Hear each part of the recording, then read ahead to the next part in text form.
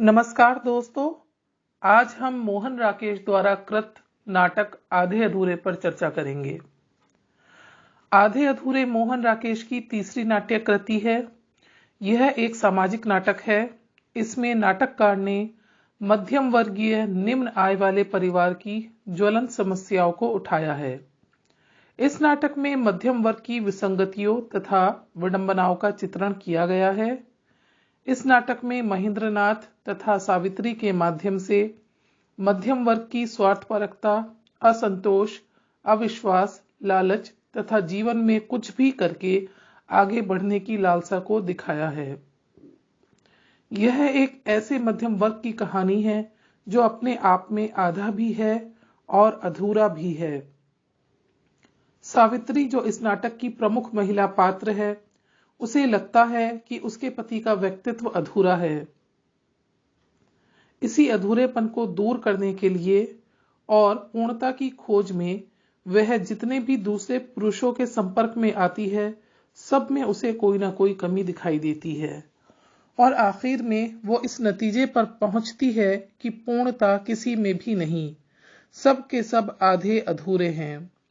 आधे अधूरे में मुख्य रूप से विघटन की प्रक्रिया को दर्शाया गया है। यह विघटन व्यक्ति, परिवार, समाज, देश सब जगह व्याप्त है। महत्वाकांक्षाओं से भरी आधुनिक नारी सावित्री जीवन के सभी भौतिक सुख सुविधाओं को पाना चाहती है। लगातार कोशिश करने के बाद भी उसका पति महेंद्रनाथ वह सब नहीं जुटा पाता जिसकी आकांक्षा उसकी पत्नी करती है। पति के इस असामर्थ्य को उसका अधूरापन मानकर वह दूसरे मर्दों में पूर्णता की तलाश करते हुए उनकी ओर आकृष्ट होती है, परंतु उसकी भौतिक इच्छाओं की तृप्ति नहीं हो पाती। वह जिसके भी संपर्क में आती है वही उसे अधूरा लगता है और तब सावित्री इस निष्कर्ष पर पहुंचती है, सब के सब एक से हैं, अलग अलग मुखौटों पर चेहरा सबका एक ही। हमें लगता है कि शायद हमारे चुनाव में गलती हो गई, पर सच्चाई कुछ और ही है। हम चाहें जिसे चुने, उसमें अधूरापन तो होगा ही। आधे अधूरे नाटक में इसी टूटन और बिखराव की अभिव्यक्ति की गई है। यह टूटन एक व्यक्ति से शुरू होती है और फिर पूरे समाज को अपने अंदर समेट लेती है। अधूरापन कहाँ नहीं है, व्यक्ति, समाज, परिवार चारों ओर इसे देखा जा सकता है। आज चारों ओर असंतोष, अविश्वास, संशय व्याप्त है। आधे अधूरे नाटक का हर पात्र खंडित व्यक्तित्व लिए हुए है। एक छत के नीचे कुछ लोगों के साथ रहने से परिवार नहीं बनता, बल्कि परिवार तब बनता है जब परिवार के साथी एक दूसरे के सुख दुख, आशा निराशा में सहभाग व सहयोग करते हैं। लेकिन इस नाटक में जिस परिवार का चित्रण किया गया है, वह लोग सिर्फ एक साथ एक छत के नीचे रहते हैं, लेकिन किसी को भी किसी के सुख दुख से कोई लेना देना नहीं है। सभी घर के भीतर होकर भी घर के बाहर हैं। आइए अब हम इस नाटक की भाषा पर चर्चा करते हैं।